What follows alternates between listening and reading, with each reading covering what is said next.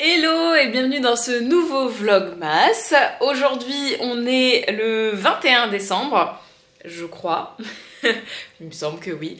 Je t'embarque avec moi pour un vlog couture. J'ai pas trop l'habitude de faire ça, mais j'ai pour objectif de coudre cette chemise.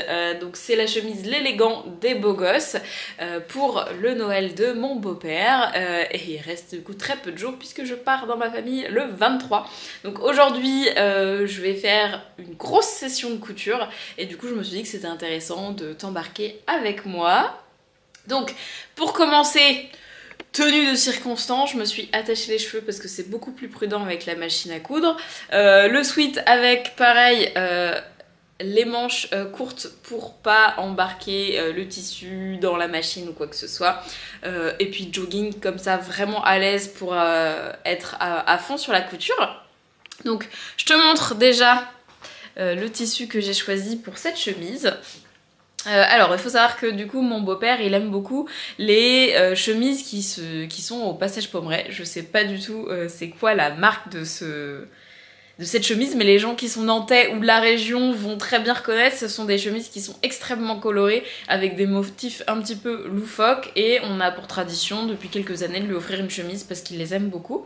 Et cette année je me suis dit quand même, ayant mon CAP et un petit peu de niveau en couture, ce serait plus sympa si je pouvais lui coudre moi-même et je sais que ça le touchera beaucoup. Donc j'ai choisi un tissu, j'y suis allée quand? Lundi. Chez Tissu Myrtille, non, Toto Tissu, à Nantes, pareil, dans le centre-ville. Donc j'ai choisi cette cotonnade avec des fleurs de ginkgo hyper colorées. Voilà, et pour encore plus de fun, j'ai pris une petite popeline de coton pour faire tout ce qui est intérieur de col, empiècement du dos et les poignets, les fentes indéchirables. Donc première étape, repassage.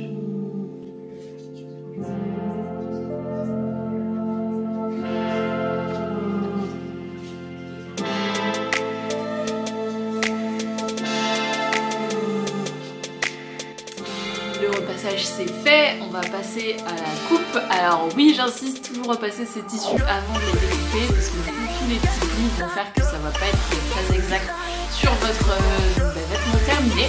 Donc là, je vais aller tout placer sur ma table. Je vais sortir le patron que j'ai déjà décalqué. Donc, mes petites pièces sont là et je vais pouvoir les positionner sur mon tissu.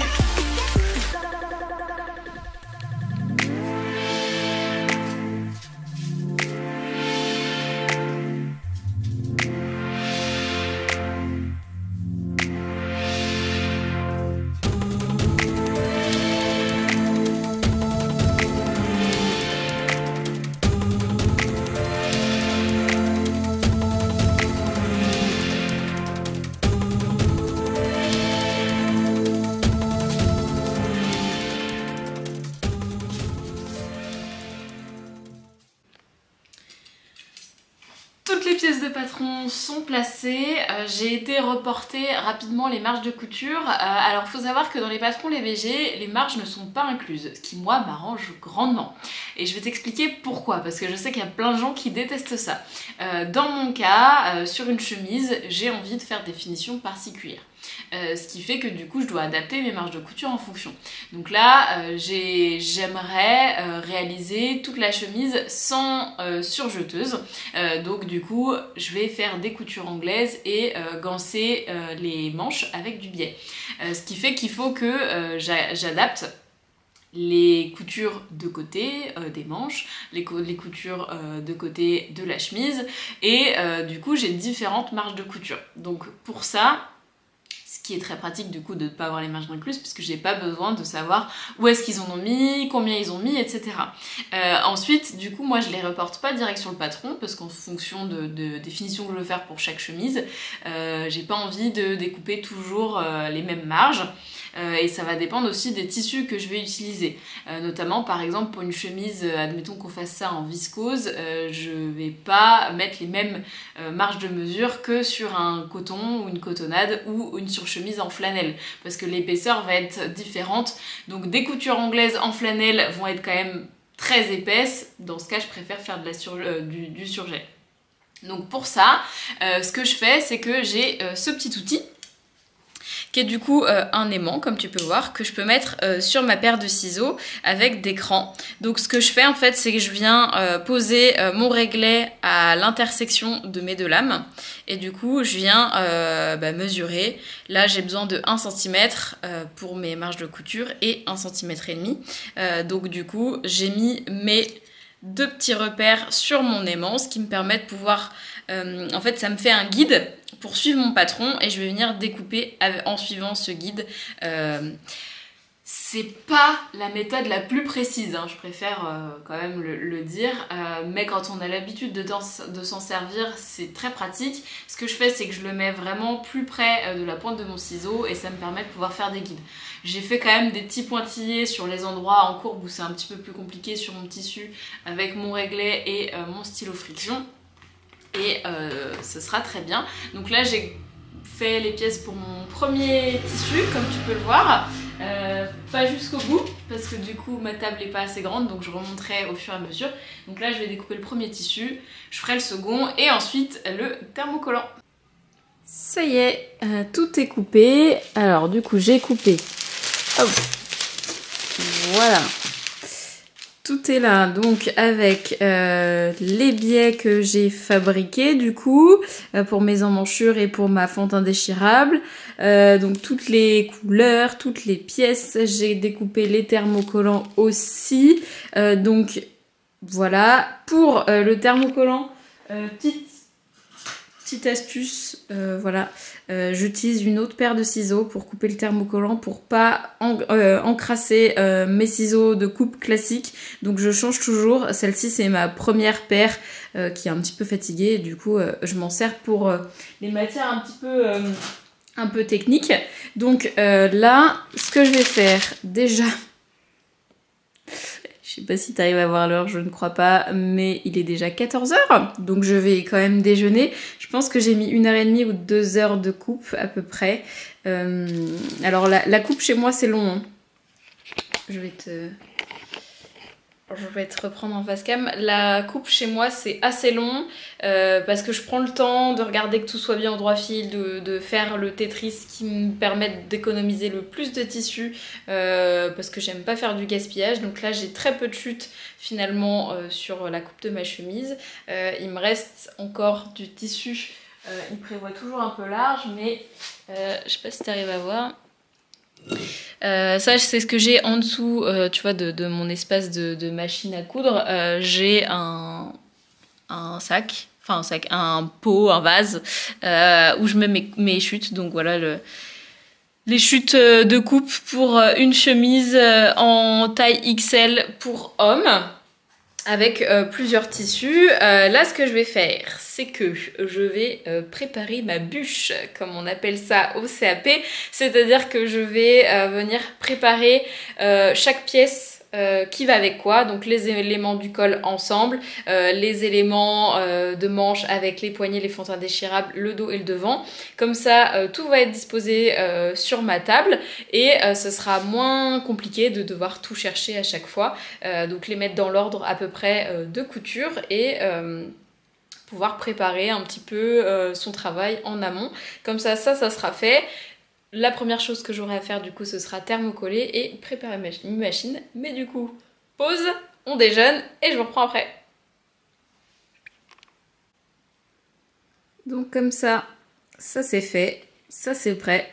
On me pose souvent la question, ou j'ai souvent les remarques de mon appartement est petit, c'est difficile de coudre, du coup ça va me permettre de pouvoir te montrer un petit peu comment je me débrouille. Donc là j'ai la chance d'avoir une journée de libre, donc je me permets de pouvoir un peu m'étaler, mais c'est pas toujours le cas. Donc là je peux utiliser ma table à manger, j'ai mon fer et ma table à repasser dans le coin. Et tu vois, tu connais mon install maintenant, hein, mais du coup ça c'est dans mon salon. Alors je sais, c'est pas hyper beau, c'est pas hyper glamour, mais avec Francis on a fait le choix d'avoir des stations à disposition H24 pour nos passions, donc son ordinateur du coup qui est aussi le mien maintenant pour pouvoir bosser, mais Francis fait de la musique, d'où le clavier, etc. Et moi un endroit pour pouvoir coudre, donc j'ai mes 2 machines à demeure sur ce plan de travail, et du coup pour coudre, si tu peux voir, en haut, juste ici, je vais avoir le matériel de la machine. Là-dedans, je vais avoir mes fils. Ici, du coup, j'ai tout ce qu'il faut, donc tout ce que j'utilise au quotidien, c'est-à-dire mon porte-épingle, mes ciseaux, de quoi marquer. J'ai toujours un réglet de sortie, mon outil pour pouvoir faire les ourlets et du coup, ma surjeteuse. Souvent, j'ai un petit podcast de lancer avec du coup ma télé à côté et en fait ce que je fais c'est que quand j'ai pas trop la place, j'ai des tiroirs ici avec mon matériel. Donc j'ai un tiroir normalement qui est vide, là c'est mes anciens projets que j'ai pas pris le temps de ranger pendant les fêtes. Je le ferai à la fin, mais du coup je place en fait tout ce que j'ai en train de coudre, je le mets ici, comme ça j'ai toutes mes pièces à disposition et souvent j'ai du coup sur le dos de ma chaise, je mets les pièces que j'ai cousues, ce qui me fait que ça me permet de faire des allers-retours entre ici et mon poste de repassage. Tu vois du coup l'intégralité de ma pièce à vivre, voilà. Et du coup bah voilà, j'ai plus que quand j'ai fini ma session de couture, j'ai plus qu'à fermer le tiroir et c'est un minimum rangé, à part du coup les machines.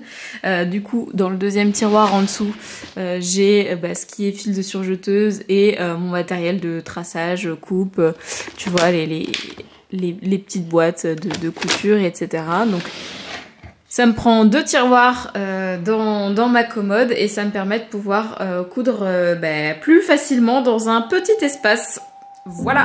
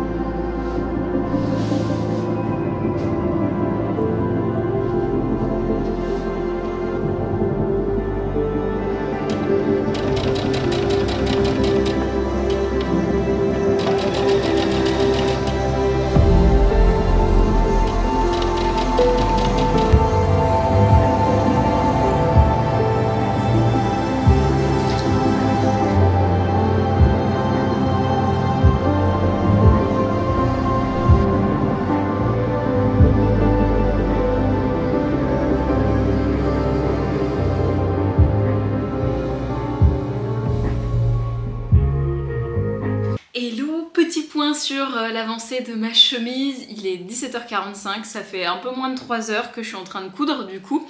J'ai fait, on va dire, j'ai commencé à peu près à midi, j'ai arrêté vers 14h pour la coupe, on va dire à peu près 2 heures.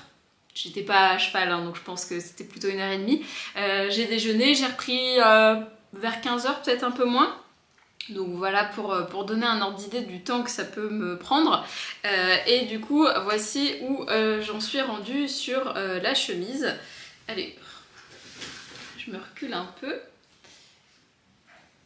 Qu'est-ce que j'ai fait sur cette chemise et dans quel ordre? Alors, parce que du coup je suis pas l'ordre des patrons, les BG, je suis pas non plus les finitions qui sont proposées. Donc en gros je me sers du patron mais pas des instructions. Donc déjà, comme tu peux le voir, les manches, le dos et les devants sont assemblés. Donc en gros j'ai fait le plus gros de la chemise, pas forcément le plus technique, quoique. Donc j'ai commencé par assembler le pli déjà, parce que du coup il y a un pli sur cette chemise juste ici, donc qui est cousu à l'intérieur de la chemise pour faire un pli d'aisance. Donc j'ai commencé par faire ce pli. Ensuite je suis venue assembler le dos et les devants avec la technique du fourreau, qui permet du coup d'avoir un empiècement à l'intérieur de la chemise, donc ça tu es sur l'envers, et de ne pas avoir de couture apparente dans la chemise. J'ai un tout petit pli à cet endroit là, mais je me suis dit que voilà, c'était acceptable, il n'est pas sur l'endroit de la chemise. Donc j'ai commencé par faire ça. Ensuite ce que j'ai fait, c'est que j'ai commencé par préparer les pattes de boutonnage, voilà, mais je ne les ai pas piquées contrairement à ce qu'ils recommandent, je ne les ai pas non plus thermocollées, parce qu'il y a déjà 3 épaisseurs de coton, donc le thermocollant je trouve pas forcément ça nécessaire pour une chemise de tous les jours, et du coup j'ai pas piqué parce que j'aime bien faire une finition particulière sur le bas de la chemise, qui vient avec l'ourlet, donc j'avais besoin de faire l'ourlet pour pouvoir faire cette finition là, et comme les côtés n'étaient pas assemblés, je ne pouvais pas le faire. L'idée c'était de faire des coutures anglaises, sauf que sur cette chemise, les manches sont cousues à plat et non en rond. La forme de la manche est un peu particulière. Donc du coup, je me suis attaquée aux manches. J'ai donc fait la fente indéchirable. Elle n'est pas terminée, comme tu peux voir, elle n'est pas elle n'est pas cousue. Parce que moi, je fais des finitions à la main sur les fentes indéchirables. Et du coup, là, j'avais envie d'avancer sur la couture machine. Donc j'ai simplement fait les pattes préformées. Pareil, la prochaine fois je ferai des biais qui sont un peu plus épais parce que honnêtement un biais aussi petit comme ça, donc il est à 0,5, c'est vraiment très très fin et à coudre c'est un peu galère, donc la prochaine fois je ferai des biais différents. Eux ils disent de faire un faux biais, moi j'ai fait un vrai biais parce que c'est beaucoup plus facile de faire une fente indéchirable avec un tissu qui a un peu d'élasticité, donc je me suis un peu pris la tête sur les fentes pour suivre ce qu'ils indiquent.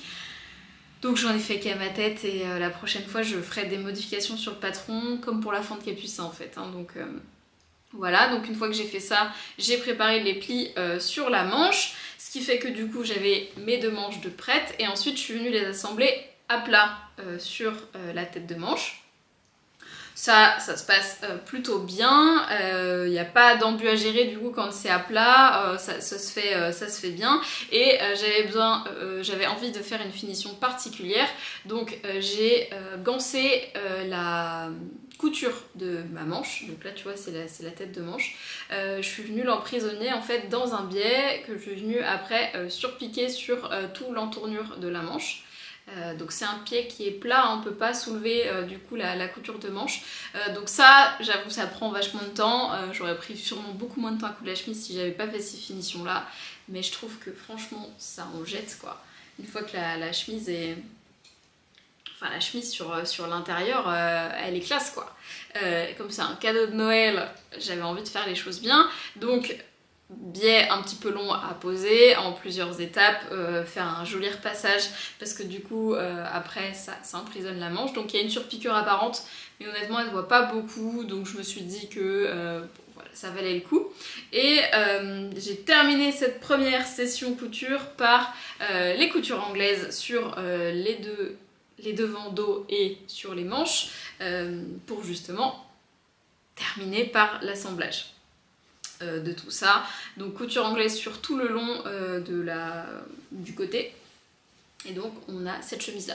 Je vais pas le surpiquer parce que je me dis que la surpiqûre en fait va être tenue par les poignets et par l'ourlet et que du coup ça, une fois que je les aurai bien plaqués, il y aura pas trop de raison.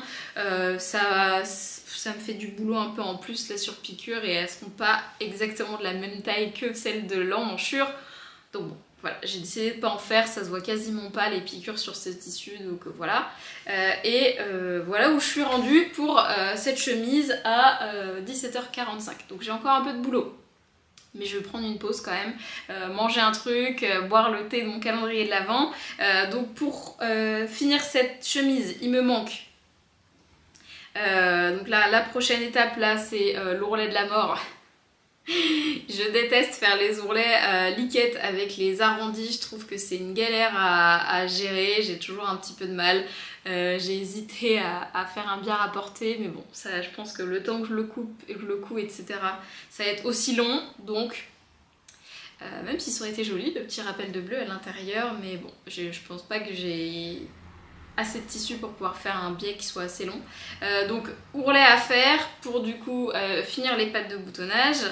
Une fois que les pattes de boutonnage seront piquées, je pourrai donc assembler le col sur ça. J'ai pas encore assemblé le col, donc il faudrait que j'assemble le col.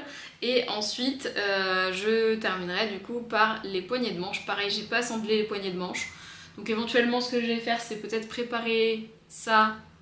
Donc les thermocollés, parce que j'ai rien thermocollé encore, les thermocollés, préparer mes deux pièces pour ensuite m'attaquer à l'ourlet et les derniers assemblages.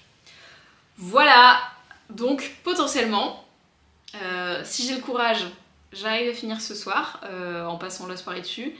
Sinon, je la finirai demain matin en mettant un réveil, parce que du coup j'ai plein de choses à faire pour demain. Voilà.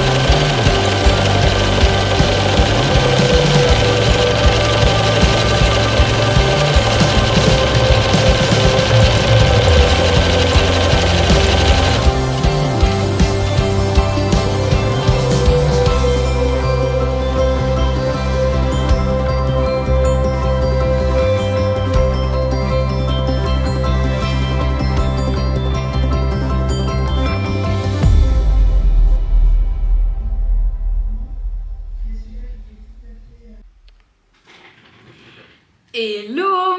Alors, tu vas peut-être pas voir la différence parce que le temps est toujours aussi pourri, mais aujourd'hui, du coup, on est jeudi. J'ai laissé tout ce qui était couture à la main, à part celle du biais, pour ce matin, parce que j'ai fini hier soir de coudre, il devait être 22h30. Je commençais vraiment à être fatiguée et à pas voir grand-chose, donc je préférais tout garder pour ce matin. Donc j'ai fini tout juste à l'instant et j'ai pas fait le dernier coup de repassage la chemise, donc j'avais envie de t'en parler et puis te montrer le résultat terminé. Donc du coup voici la chemise. Tac. Une fois fini avec ces dernières finitions, donc ce qui me restait à faire c'était la pose du col. Donc là tu peux voir la pose du col. Donc moi ce que je fais, et c'est pour ça que ça m'a pris du temps, c'est que du coup toutes les finitions sont à la main. Donc l'intérieur tu vois est cousu en point à la main. J'ai pas de fil bleu hein, donc là c'est tout cousu au fil blanc. Je trouve que je m'en suis pas trop mal sortie. Donc finition du col qui est bien sympa et je trouve que le détail d'empiècement coloré ça rajoute tout de suite du style. Il me restait les poignets. Encore une fois, pareil, poignée de manche avec les finitions. Alors les fentes sont cousues à la main et le poignet à l'intérieur en finition à la main aussi. Donc là j'ai posé le petit bouton qui va bien et les boutons rouges comme ça claque. Avec la petite fente en bleu, moi je trouve que c'est plutôt pas mal. Alors faut aimer la couleur, hein, ça on est d'accord, mais...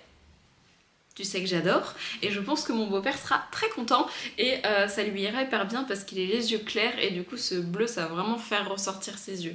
Donc c'est chouette. Donc la deuxième pareil avec la fente du coup cette fois dans l'autre sens. Très très beau. On adore. Du coup il me restait... qu'est-ce que j'ai fait aussi ? C'est ça, hein, les deux points à la main, les fentes, et puis du coup coudre tous les boutons sur l'avant de la chemise, donc poser bien les boutons au bon endroit, faire toutes les boutonnières, etc. Donc le rendu final donne ça. Tu pourras pas l'avoir porté du coup. Je peux essayer de l'enfiler sur moi mais honnêtement ça va pas donner grand chose, mais du coup on est sur une chemise taille XL avec les longueurs indiquées dans le patron. Donc dans le patron il indique à peu près 5h30 de couture pour la chemise. Là je viens d'y passer un peu plus de 2 heures. Ouais 2 heures peut-être. Facile 2 heures de couture à la main. Après, bon, j'ai modifié les finitions, donc je mets un petit peu plus de temps que ce qui est recommandé d'habitude, parce que si tout est tout surjeté et que tout est cousu machine plutôt que couture main, ça prend pas le même temps, mais du coup, je dois être à peu près... J'ai pas dû rajouter beaucoup que ça. 5 heures, j'ai dû passer du coup 8 heures de couture peut-être. On va dire ça comme ça. Si t'as fait le calcul au fur et à mesure, peut-être que je suis totalement out, mais je pense qu'on est dans l'à peu près. Je m'étais donné une journée pour pouvoir coudre cette chemise, on y est puisque j'ai commencé hier à midi, il est quasi 11h, donc une journée pour coudre une chemise mais avec des finitions à la main, tout est doublé, avec des coutures anglaises, aucune couture apparente. Je peux te retourner la chemise pour que tu la montes sur l'envers, de toute façon vu que je l'ai pas repassée. Je vais te montrer tout sur l'envers, mais je trouve que ça vaut le coup d'y passer un petit peu plus de temps et d'avoir des finitions au top, surtout pour des cadeaux.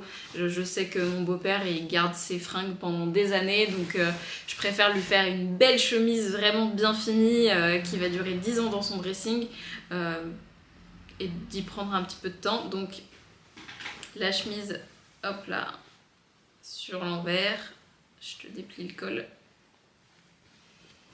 Donc là, tu l'as sur l'endroit avec la patte de boutonnage et les emmanchures gancées. Et là, sur l'envers, du coup, l'empiècement, la patte de colle, les manches. Et puis, du coup, tu vois toutes les coutures anglaises. Et hop, les poignées de manche avec la fente. Donc elle pourrait se porter sur l'envers, n'est-ce pas? En tout cas, j'ai fait attention que justement ce soit aussi propre à l'envers qu'à l'endroit. C'est le petit luxe de couturière et du sur-mesure. Donc je pense que ça lui fera un beau cadeau. En tout cas, j'espère que ça va lui aller parce qu'on n'est vraiment pas sûr au niveau de la taille. Avec ma belle-mère, on a hésité longtemps. Donc je croise les doigts très fort que ça soit la bonne taille, parce qu'avoir passé autant de temps sur les finitions, si ça lui va pas, je serais un petit peu déçue. Mais bon, c'est le jeu, hein. J'aurais pu faire une toile rapide et lui offrir une vraie chemise plus tard, mais bon, j'avais envie de marquer le coup. Donc, eh ben, on va s'arrêter là pour ce vlog couture. J'espère que ça t'aura plu, que tu vois qu'une chemise c'est faisable, qu'on peut pousser les finitions aussi davantage que ce qui est indiqué, on peut se faire plaisir sur plusieurs coloris, etc. En tout cas, moi j'ai pris vraiment beaucoup de plaisir à coudre cette chemise. Ça faisait longtemps que j'avais pas fait une grosse session de couture comme ça avec des petits détails. Tu sais que moi c'est les choses que j'aime bien. Voilà, couture chemise, couture pantalon, c'est des coutures qui me plaisent beaucoup.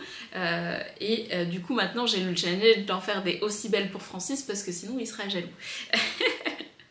Et puis accessoirement peut-être pour moi, hein, parce que je porte quand même très souvent des chemises, donc pourquoi pas m'éclater à faire des petites finitions comme ça avec des pattes de colle et tout, avec d'autres couleurs. Donc voilà pour ça. Moi je vais te souhaiter du coup une bonne journée, un bon visionnage et ben, je vais attaquer ma journée. Salut!